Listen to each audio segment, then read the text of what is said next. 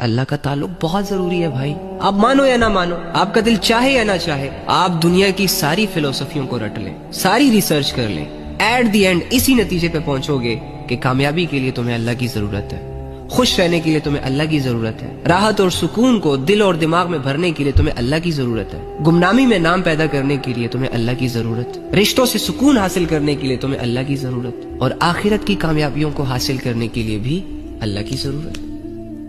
تو اللہ کہہ رہا ہے میں تو وہ رب ہوں جو تمہیں اندھیروں سے نکالتا ہے، میرا کیا بگڑے گا اگر تم اندھیروں میں چلے گئے، خود ہی پریشان ہوگے، تو ان اندھیروں سے نکالتا ہے، روشنیوں میں ڈالتا ہے، زندگی کی روشنی۔ روشنی کا مطلب یہ نہیں ہوتا کہ جیسے ہی آپ اللہ کی طرف آئیں گے تو آپ کے سارے مسئلے حل ہو جائیں گے، ساری ٹینشنیں ودن سیکنڈز ختم ہو جائیں گی، نو وے۔